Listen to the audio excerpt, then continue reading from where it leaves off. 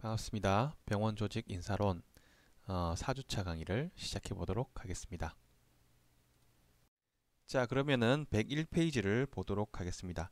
우리가 앞 시간에 이제 여러 가지 조직 이론과 병원의 조직을 연관시켜서 설명을 했었는데, 여기서는 이제 조직의 유형에 대해서 한번 설명해 보도록 하겠습니다. 자, 101페이지를 보게 되면 파슨스의 분류, 두 번째 블라우와 스코트의 분류, 에치오니의 분류, 이렇게 세 가지가 기본적으로 나와 있군요. 이런 것들이 우리 이제 객관식 문제에도 한 번씩 잘 나오는 부분이니까 잘 들어두고 추후에 시험 치기 전에는 이 부분을 조금 더 다시 한번 반복해서 기억해 두어야 되겠습니다. 자, 첫 번째 파슨스의 분류 밑줄 한번 꺼볼까요? 미국의 사회학자 파슨스는 조직이 어떤 사회적 필요성을 충족시키는가에 따라서, 즉 조직이 사회 체계의 존립을 위하여 수행하는 기능에 따라서 적응 기능, 경제 조직, 목표 달성 기능의 정치 조직, 통합 기능의 통합 조직, 형상 유지 기능의 형상 유지 조직 등 네 가지로 구분하여 형상화했다. 요 표는 어디 있냐면은 102페이지에 나와 있습니다. 그래서 보면은 자, 여기서 이제 좀 중요한 부분이니까 파슨스의 표 3-10 별표한 개, 3-11도 별표한 개, 에치오니의 분류 표 3-12도 별표한 개. 자, 그럼 우선 파슨스의 조직에 대한 유형, 조직에 대한 분류 한번 살펴보도록 하겠습니다. 우리가 이제 조직이 2명 이상의 공동체, 그죠? 2명 이상의 사람이 모여서 공동의 목표를 가지고 있는 것이라고 조직의 정의를 최종적으로 했었는데요. 그랬을 때 이러한 조직은 과연 사회 안에서 하나냐? 아니죠. 여러 개의 형태가 있을 수 있습니다. 그걸 또 이제 분류를 한 사람도 여러 명 있을 수 있겠죠. 그래서 가장 이제 대표적인 게 세 가지가 있는데, 그 중에서 파슨스를 보게 되면 경제 조직, 사회의 필요성, 자 여기서 사회의 필요성 중요하겠죠. 자, 그래서 표 3-10 파슨스의 분류 오른쪽에 적습니다. 102페이지 파슨스의 분류 오른쪽에 사회적 필요성에 의해서 이분이 파슨스가 분류를 했어요. 어떻게 분류를 했느냐? 네 가지로 경제 조직, 정치 조직, 통합 조직, 형상 유지 조직. 무슨 말이냐면 경제를 우리가 이제 이 사회에서는 경제를 이끌어갈 조직이 있어야 되잖아요. 그래서 경제적 재화의 생산과 분배에 종사하는 조직 해서 회사나 공기업, 경제단체, 경영단체 이런 것들이 경제 조직에 속한다라고 봤고요. 정치 조직, 우리가 또 정치 활동이 있어야 되잖아요. 사회가 유지되려면 뭔가 이렇게 사회적으로 판단을 해야 되고 그걸 결정을 해야 되고 이래야 되는데, 그게 이제 정치 조직이 할 일이죠. 사회 체제 목표를 집행하는 기능과 관련된 조직이다. 그래서 정당, 정부 조직, 정치 집단 이렇게 속하겠네요. 자, 통합 조직도 있군요. 사회 구성원의 갈등을 조정하고 안정을 유지시키는 통합 조직. 사법기관, 경찰서, 뭐 정신병원 이런 것도 이제 이게 뭐 지금 현실에 왔을 때 딱 맞는다.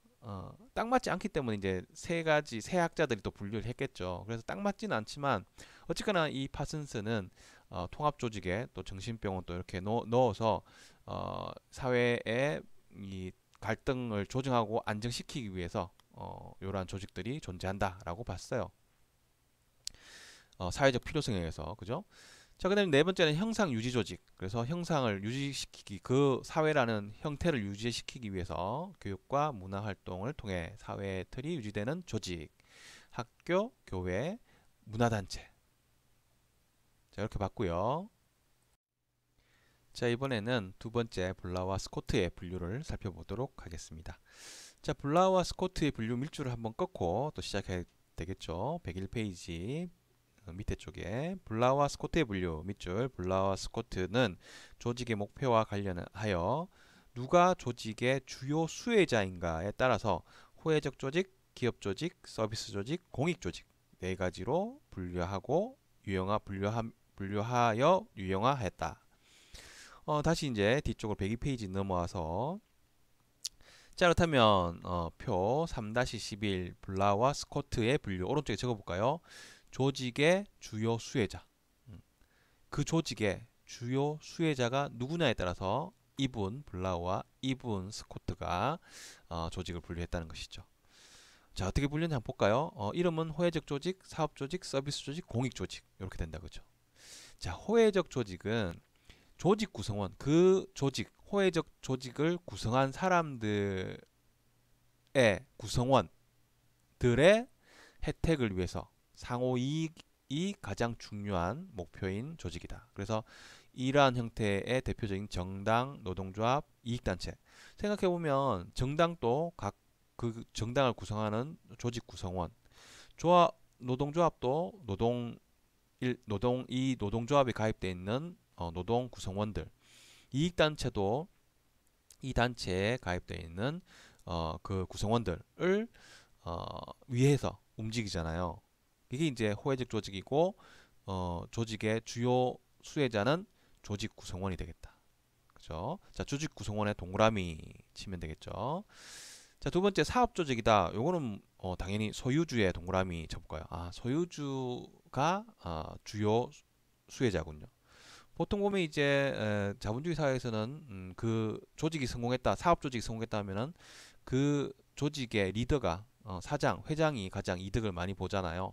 그래서 이 사업 조직은 그 소유주가 조직의 수혜자이다.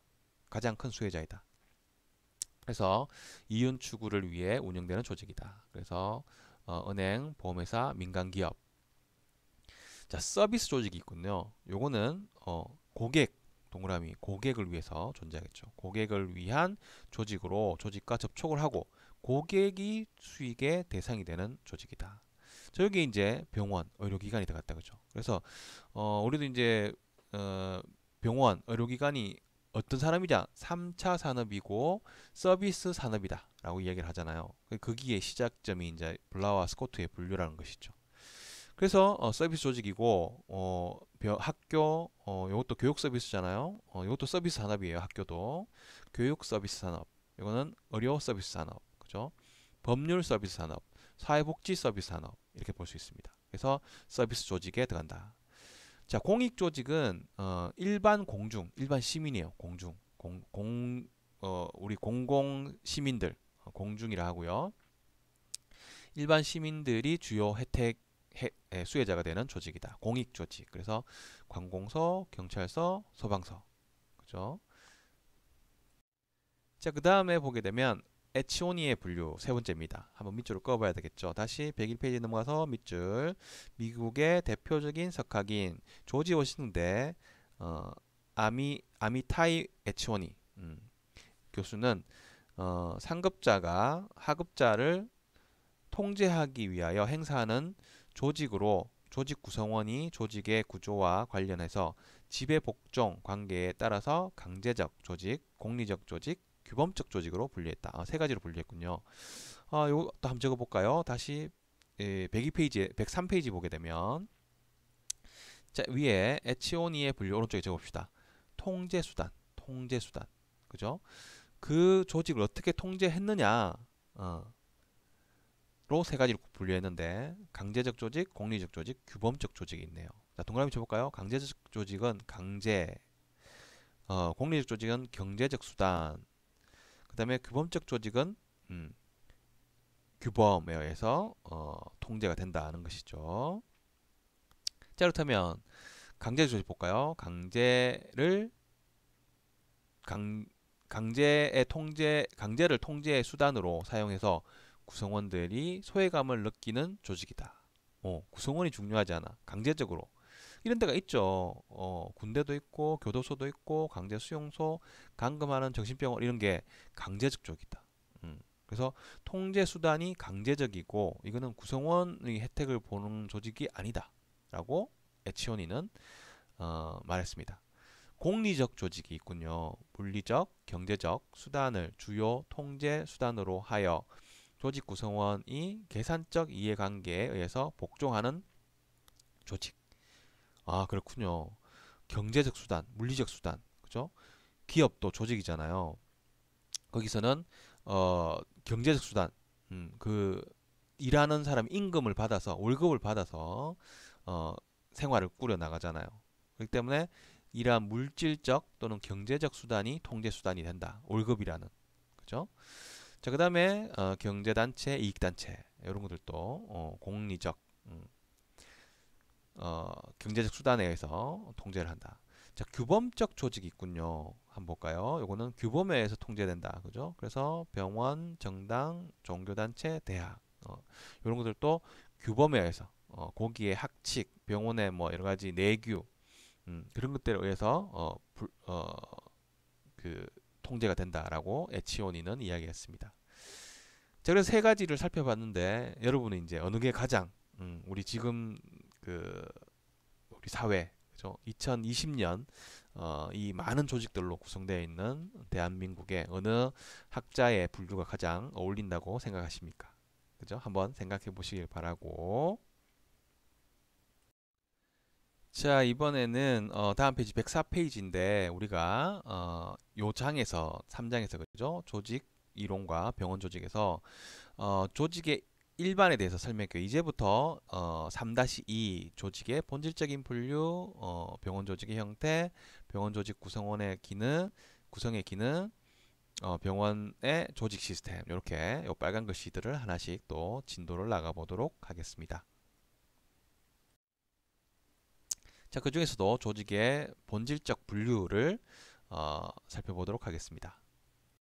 자, 그래서 104페이지로 넘어오게 되면 공식 조직과 비공식 조직에 대한 설명이 나와 있군요.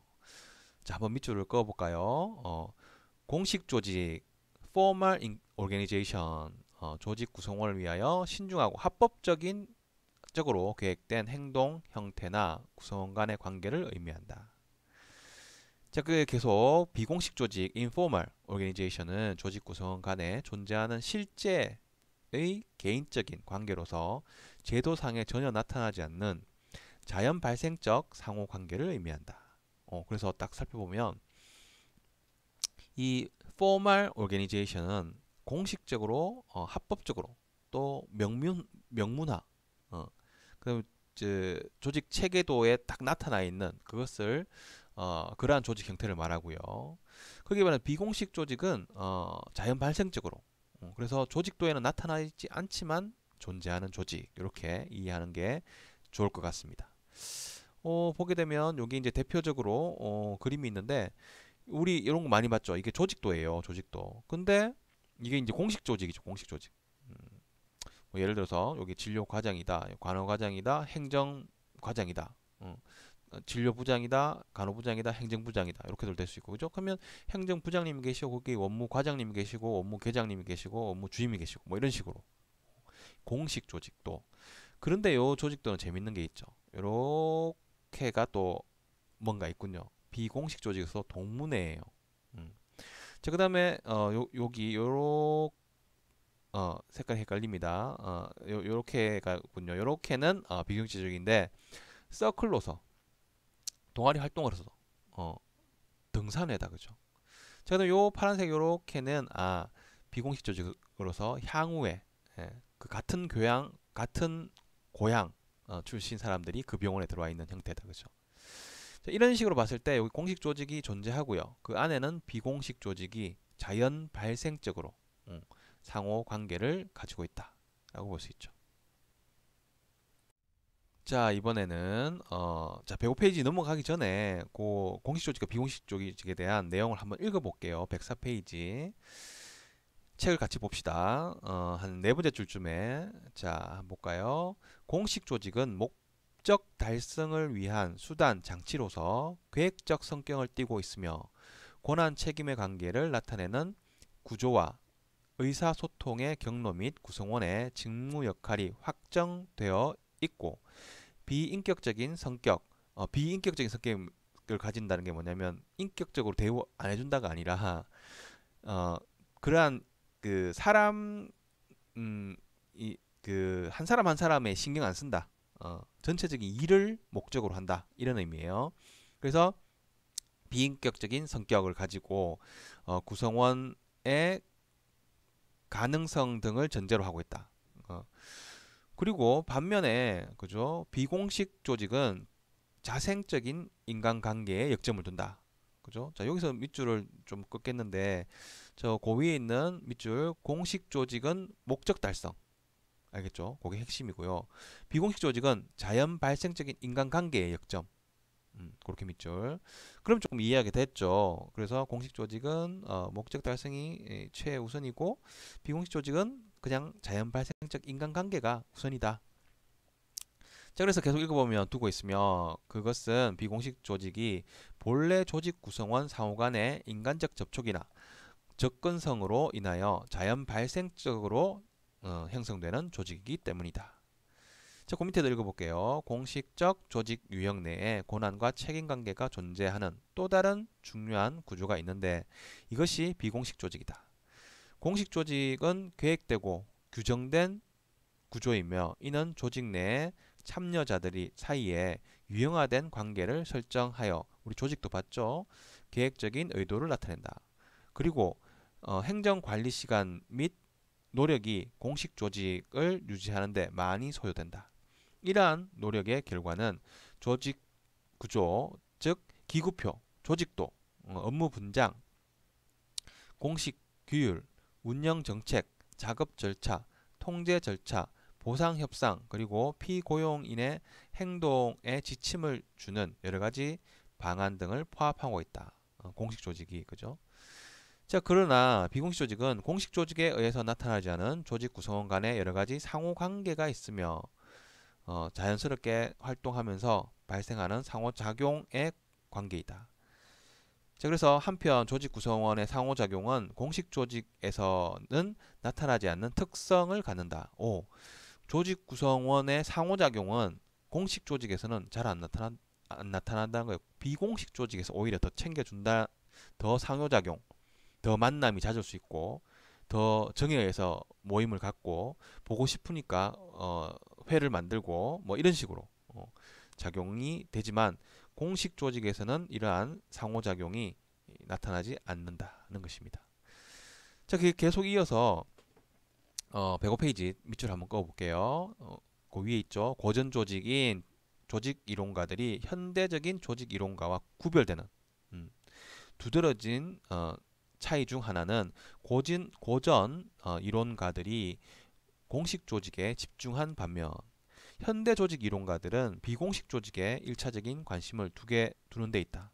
공식 조직과 비공식 조직은 공존하며 분리할 수 없는 관계로 상호 얽혀져 있다. 고전 조직이 오히려 이 공식 조직을 더 인정했고요. 현대로 넘어올수록 어떻게 보면 비공식 조직을 더 인정한다는 거예요. 왜 그런가를 살펴보면 사실 우리가 이제 앞에서 배웠던 고전적 조직 이론, 과학적 관리학파의 테일러라는 학자가 있었고 그분이 한 삽실험 이런 게 있었잖아요. 거기서는 몰 인간적인 관계였잖아요. 뭐냐면은 그 사람을 기계화, 기계처럼 계속 일을 하는데 가장 능률이 높은 게 뭘까를 고민한 게 과학적 관리학파, 테일러의 과학적 관리학파인 고전적 조직 이론이었고요. 그보다 조금 후에 나온 신고전적 조직 이론에서 인간관계학파, 메이오의 인간관계학파, 그래서 호손 실험을 했잖아요. 호손 공장에서 여러 가지 뭐 몇 차에 걸쳐서 실험을 했잖아요. 그게 메이오라는 학자가 호손 실험을 통해서 인간관계학파를 만들었잖아요. 그래서 이제 이 점점점 현대로 올수록 그 메이오의 호손 실험을 해보니까 공식 조직도 있지만 비공식 조직이라는 게 있어가지고 이 비공식 조직이 작업 능률에 상당히 큰 영향을 주더라라고 이야기했잖아요. 그래서 이러한 비공식 조직이 현대로 올수록 더 중요시 된다고요. 옛날보다는 고전적인 조직 이론보다는 그러한 개념이고요. 자, 그 다음에 요거 한번 읽어볼까요? 보게 되면 공식 조직인 권위 계층과 사무적인 규율뿐만 아니라 비공식적인 관계 및 비사무적인 규율의 구성을 알지 못하고서는 공식 조직의 성격을 이해하기 어려운데 그것은 공식적으로 설정되면 서로 비공식 되면서 비공식적으로 나타나는 양상에 미묘하게 얽혀져 있기 때문이다. 조직의 공식적 및 비공식적 측면의 구분은 단지 분석적인 것뿐만 아니라 실제로 구분할 수 있는 것은 아니다. 그래서 단지 하나의 실제 조직이 있을 뿐이다. 이게 뭔가 비공식적 조직도 상당히 중요하다라고 이야기를 하는 것이죠. 블라우와 스코트가. 그래서 공식 조직뿐만 아니라 비공식 조직도 중요하고, 그래서 이것을 뭐 공식 조직, 비공식 조직을 이렇게 분류하면 안 된다. 현대학자들이거든요, 이분들은. 그래서 단지 하나의 조직 실체가 존재하지만 비공식 조직과 공식 조직이 나눌 필요까지도 없다. 이렇게 이야기를 하고 있습니다.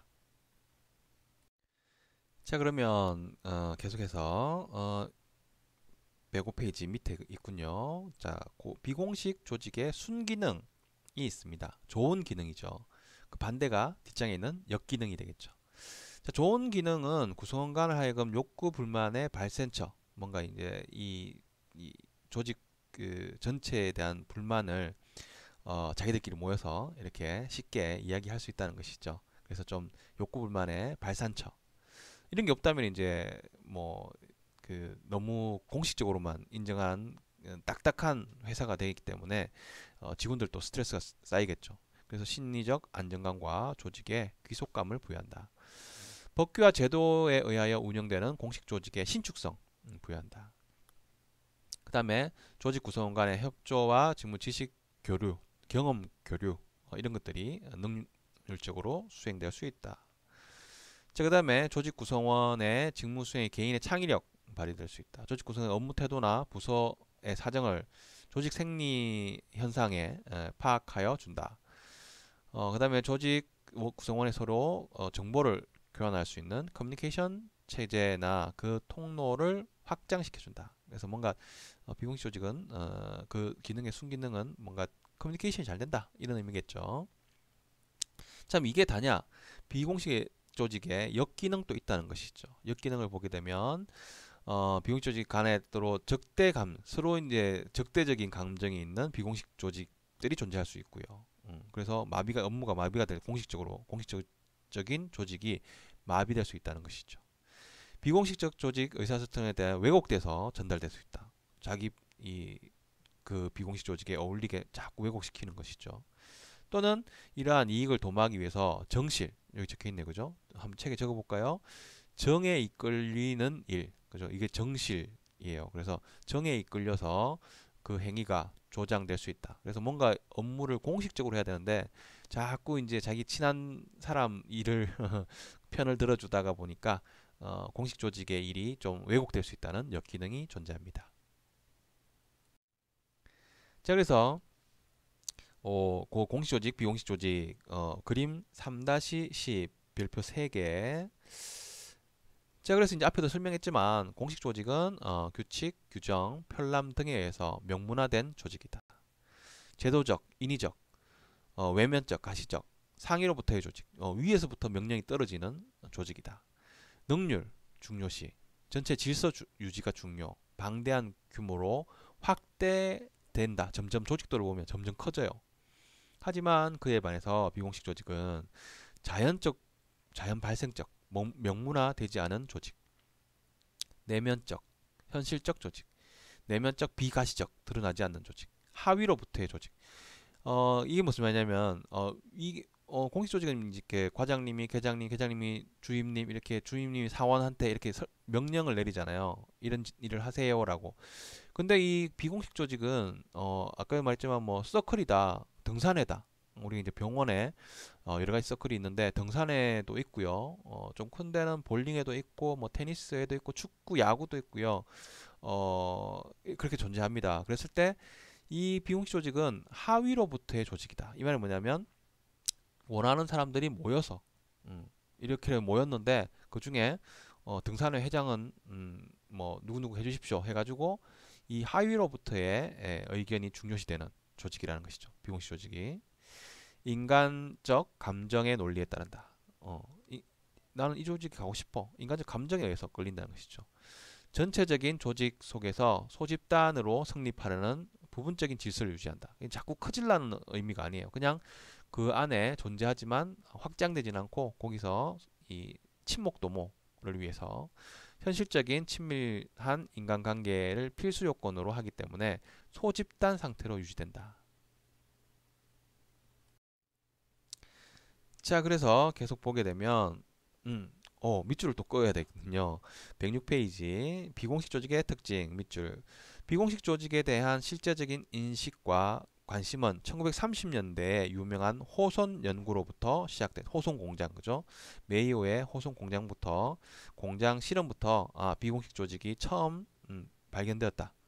이 연구는 비공식 조직이 전체 작업 상황에 공통 통합된 부분 중에 하나임을 보여주었다.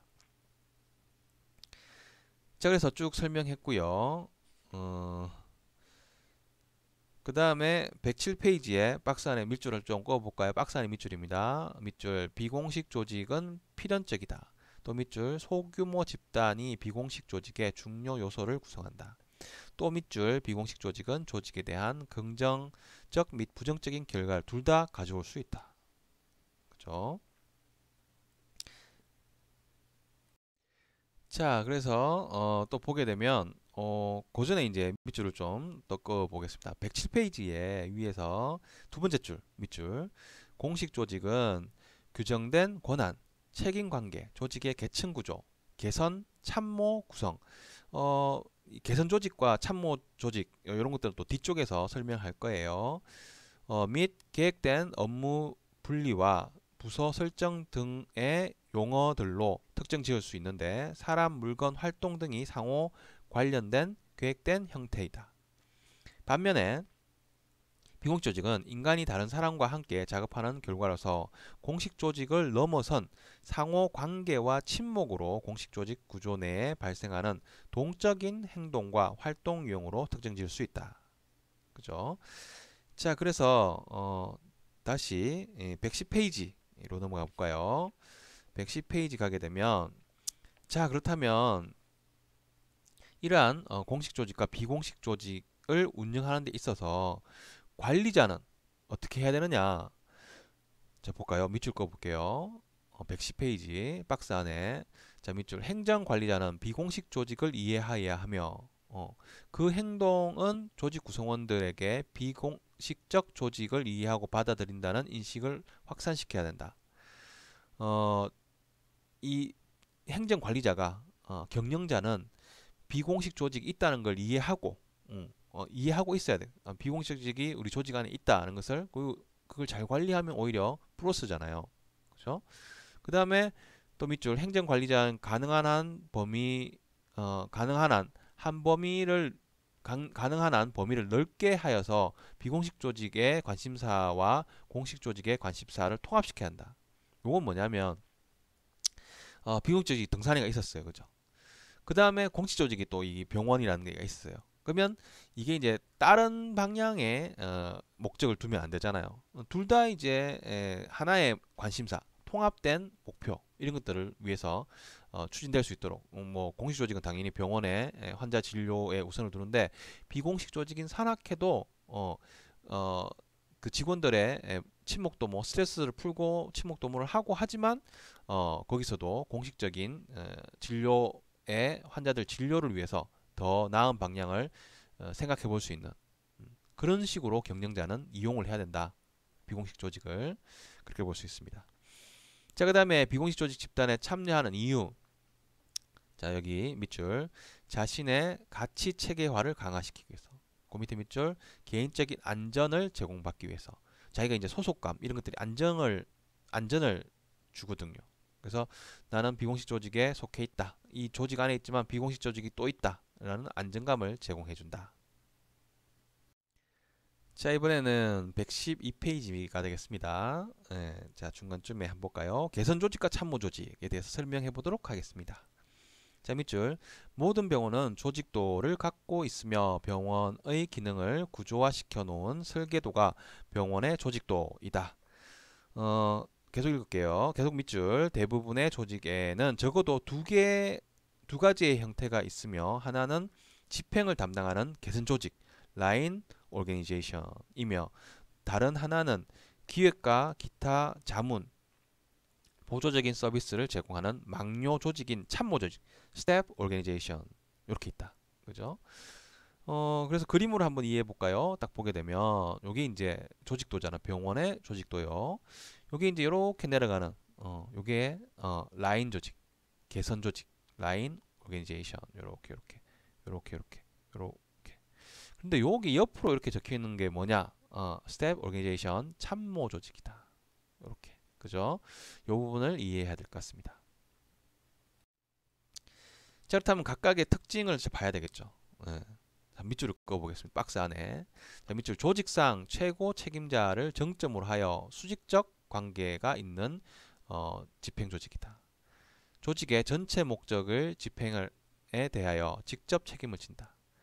세 번째, 조직 목적의 수행에 직접 관여함으로 일반인과의 접촉이 밀접하고 직접적인 봉사를 한다. 구체적인 집행 능력, 명령권을 가진다.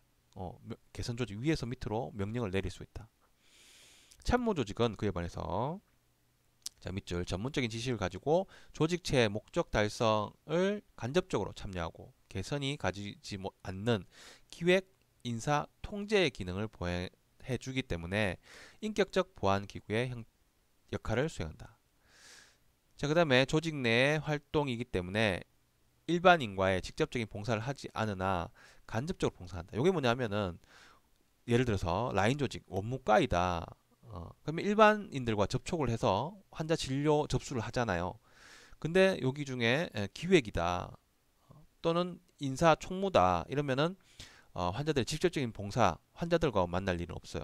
그 조직에 대해서 봉사를 하죠. 조직의 예산을 짠다든지 5년 후에 그 기획을 짠다든지 또는 인사 계획을 총무과에서 짠다든지 이런 것들은 그 환자들에 대한 봉사는 아니잖아요. 그죠? 그래서 직원들에 대한 간접적인 봉사이다.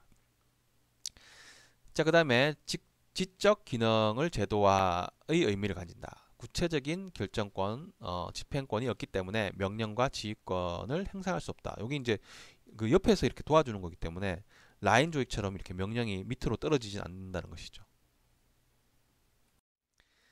자, 이번에는 114페이지 표 3-15 별표 2개. 자, 그렇다면 개선 조직과 참모 조직의 장단점을 이해해야 되겠죠. 자, 그러면 개선 조직 장점. 권한과 책임의 한계가 명확하여 업무 수행이 능률적이며 단일 기관으로서 구성되어 정책 결정이 신속히 이루어진다. 따라서 업무가 단순하고 비용이 적게 드는 조직에 적합하며 강력한 통솔력을 행사할 수 있는 장점이 있다. 단점도 있군요. 조직의 책임자가 주관적, 독단적 조치를 취할 가능성이 있어서 조직이 지나치게 경직화되기 쉬우며 특수 분야에서 전문가의 지식과 경험을 활용할 수 없다는 단점이 있다. 그에 반해서 참모 조직은 도와주는 거잖아요. 장점은 조직의 책임자가 통솔 범위를 확대시키며 전문적인 지식과 경험을 활용함으로써 보다 합리적 지시와 명령을 내릴 수 있다. 또한 수평적인 업무의 조정과 협조를 가능하게 하여 조직의 신축성을 띌 수 있는 장점이 있다. 단점은 조직의 복잡성으로 조직 내의 알력과 불화가 이게 명령이 이제 어, 그 라인 명령 체계도 있고 스텝 명령 체계도 있고 이렇다 보니까 이 불화가 일어날 수 있다. 그죠? 알력 같은 게 행사될 수 있다. 참모는 책임을 지지 않으며 양자가 서로 책임을 전가할 우려가 있다. 또한 의사 전달의 경로에 혼란에 빠뜨릴 수 있다. 이거는 이런 업무 과장이 시켰는데 또 기획과장님은 또 다른 일을 시켜. 그러면 이제 혼란이 생길 수 있다는 것이죠. 자, 이번에는 115페이지를 한번 보도록 하겠습니다. 자, 병원 조직의 일반적인 정의이군요. 자, 박스 안에 밑줄을 그어볼까요? 의료의 일반적인 인력과 시설을 갖춘 복잡한 조직으로서 주민에게 진료 서비스를 제공하기 위하여 의료 인력과 그 보조 인력들이 모여 각기 일정한 행동 규범에 따라서 일정한 업무를 분담하여 수행함으로써 환자를 진료하는 조직이다. 결국 환자를 진료하는 조직. 자, 물결 모양 환자를 진료하는 조직. 자, 그렇게 볼 수 있고요. 저 중간쯤에 책에 나와 있는 거 한번 밑줄을 또 그어 보겠습니다. 115페이지 중간쯤에 밑줄. 전통적으로 전통적으로는 구조적 조직론과 관리적 조직론으로 초점을 두고 정의해 왔으나 20세기 초 이후 인간이 조직의 핵심으로 이해되면서부터 인간의 행동적 조직론으로 초점을 두고 정의하였다. 1950년대 이후 시스템 이론이 전개되면서 체계, 시스템적 조직론을 초점을 두고 근래의 조직 환경과 상황을 중시하는 조직 이론, 상황론과 예비 이론을 대두되어 있어서 통일된 정의는 없다. 이게 뭐냐면 이제 옛날 전통적으로는 구조적 조직 이론, 관리적 조직 이론 이런 것들, 행동적 조직 이론 같은 게 있었는데 최근에 올수록 시스템적 조직 이론, 상황적 조직 이론, 예비 이론 이런 것들이 대두되고 있다는 이야기예요. 자, 이번엔 116페이지로 넘어와서 자, 밑줄을 또 그어볼까요? 병원 조직은 국민 보건 향상과 기타 병원 경영 목적의 달성을 위하여 의료 인력을 비롯한 여러 구성원들이 협동하여 환자 진료, 의학 교육, 의학 연구와 공중 보건 활동을 수행하는 사회 단위의 하나이다. 요거는 병원 조직의 정의인데 구조적 입장으로 봤을 때이다. 그죠? 그래서 환자 진료만 있는 게 아니라 구조적으로 봤을 때는 의학 교육도 하고 의학 연구도 하고 공중 보건 활동도 한다는 것이죠. 자, 그 다음에 한번 볼까요? 중간쯤에 또 밑줄을 그어야 돼요. 병원 조직의 형태를 보게 되면 자, 중간쯤에 자, 밑줄 관료 체계를 설정하여 개인이 일할 위치와 업무를 갖는 것이다. 전형적인 관료제 구조와 피라미드 형태인데 이 구조는 권한과 책임이 체계적으로 위임되는 명령 계통에 근거를 두고 있다. 자, 그다음 밑에서 둘, 넷, 한 네 번째, 다섯 번째 줄에 밑줄 결과적으로 병원 조직 형태는 행정의 관료 체계와 전문 의료직 체계가 동등한 위치에 있는 이중 피라미드 조직 형태가 된다. 이게 답이군요, 그죠? 자, 그래서 이걸 그림으로 설명하면 전형적인 관료제 피라미드 형태. 여기 이제 관료제. 우리 공무원 사회에서 볼 수 있는 관료제 이렇게 딱딱 여기 부장님이 계시고요, 과장님 계시고 주임님이 계시고 이렇게 되는 거잖아요. 자, 병원은 그런 형태인데 이게 딱 반틈 나누어진다 그죠? 그래서 조직의 의사직 부문과 조직의 행정직 부문 이렇게 나누어지는 이중적 피라미드 형태. 이게 병원이다 그죠? 자, 그럼 예를 들어서 병원 조직의 구성도 한 100병상 되는 병원을 기본적으로 두고 보게 되면 요렇게가 그죠? 요렇게가 여기서 조직의 의사직 또는 진료 지원 부서. 자, 그다음에 요렇게 원장님까지 해서 요렇게도 있다는 거예요. 요거는 조직의 행정직 부분 해서 이중적 피라미드 구조이다. 자, 그 다음에 118페이지를 보게 되면 제일 밑에 밑줄 병원 조직 분류 기준은 입원 조직, 치료 조직, 물품 및 자료의 공급 조직, 급식 조직, 설비 조직, 관리 조직으로 구성되어 있다. 여기 있죠. 이렇게 6가지로 구성되어 있다. 자, 계속 밑줄 이와 같은 6가지의 조직은 크게 두 가지로 나눠 볼 수 있는데 하나는 환자의 진료 작업을 위한 조직과 또 하나는 구조적 구조적 작업을 위한 공급, 급식, 설비 관리 조직이 있다. 이렇게 볼 수 있고요. 자, 그래서 이제 119페이지 계속 보게 되면 밑줄 좀 그어 볼게요. 중간쯤에 밑줄. 고층 구조 형태는 병원의 행정 관리체 계층이 통제 관리 범위의 적정화를 위하여 여러 단계로 분화되고 있는 조직 형태이다. 그 다음에 계속 밑줄 일반적으로 8개 단계 병원장, 부원장, 부장, 과장, 계장, 주임 담당, 보조까지 또는 7단계로 행정관리 계층이 분화되는 병원 조직이 이에 속한다. 자, 그 다음에 이제 저층구조 또 밑줄 저층구조 형태는 병원의 행정관리 체계 계층이 별로 분화되어 있지 않은 조직 형태이고 일반적으로 4단계 병원장, 과장, 계장, 담당 이 4단계 미만의 계층을 가진 병원 조직이 이에 속한다는 것이죠. 자, 여기서 보통 이제 고층 구조부터 먼저 살펴보게 되면 병원장 계시고 부장님, 부원장님, 과장, 다시 한번 해볼게요. 병원장, 부원장, 부장, 과장, 계장, 주임, 담당은 이 7개 단계 주로 있고요. 보조는 X. 요즘은 보조는 잘 없어요. 그래서 7단계 정도로 존재하고요. 저층 구조, 저층 구조를 보게 되면 병원장님 계시고, 그다음 과장 밑에다가 적어볼까요? 팀장. 계장 밑에 적어볼까요? 팀 1. 그 다음에 담당 밑에 적어볼까요? 팀 1. 요렇게. 이게 저층 구조가 뭐냐? 층이 짧다는 것이죠. 결제를 한다고 봤을 때 고층 구조는 담당자가 주임님 결제 맡고, 계장님 결제 맡고, 부장님, 과장님, 과장님 결제 받고, 부장님 결제 받고, 부원장님 받고, 병원장 받는 아주 7단계가 되잖아요. 하지만 저층 구조는 팀원이, 그죠? 팀원이 계장도 결제 안 맡아요. 주임이나 계장 없이 바로 과장님, 병원장님. 이래서 3단계만 올라가면 돼요. 결제가.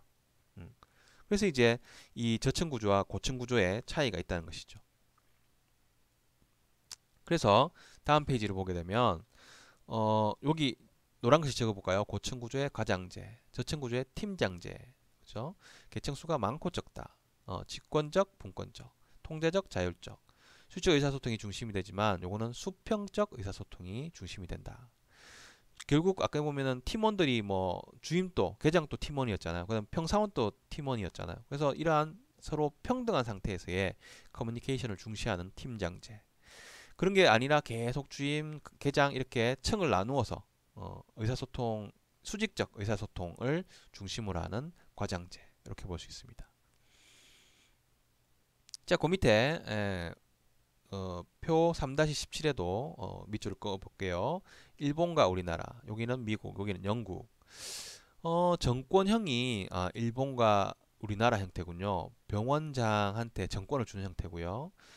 이권형은 미국인데 미국은 병원 행정관리자가 있고요. 비의사가 80%예요. 요거 병원장, 우리나라, 일본은 보통 병원장 한 분이 전권을 가지잖아요. 그래서 보통 의사가 90%이고요. 미국은 경영자가 비의사인 사람이 80%가 되는, 비의사가 80%나 되는 병원 행정 관리자와 의사 단장, 메디컬 디렉터. 그래서 두 개의 층으로 이권형, 진정한 이권형이다. 우리나라는 사실 원장님도 의사이기 때문에 딱 정확하게 이제 분과되어 있다고 보기 힘든데 미국은 진짜 이권형 딱 되어 있네요. 그죠? 자, 영국은 3권형이 오히려 그래서 행정 관리자 요거는 비의사가 90% 이게 있고요. 그 다음에 의사 단장 있고 간호부장 있고 이렇게 되어 있습니다. 자, 그래서 123페이지를 보게 되면 자, 밑줄을 꺼볼까요? 타이틀만. 첫째, 자, 병원 경영의 특성이에요. 첫째, 고도로 자본 집약적이며 노동 집약적인 경영체이다. 두 번째, 다양한 사업 목적을 가진 조직체이다. 세 번째, 복잡한 전환 과정을 거쳐서 서비스를 생산하는 기업체이다. 네 번째, 생산된 서비스의 품질 관리와 업적 평가가 곤란한 조직체이다. 자, 이런 부분들은 앞에서 보건 행정이나 기타 병원 경영이나 이런 데서 많이 다루어졌던 부분들이죠. 그래서 한번 간단하게 읽어봤고요. 세부적인 내용은 한번 읽어봐 주시기 바랍니다. 자, 그래서 이제 내용이 좀 남았는데 그 부분은 대면 강의에서 좀 더 깊이 있게 설명할 수 있도록 하고요. 4주차 강의는 여기서 마치도록 하겠습니다.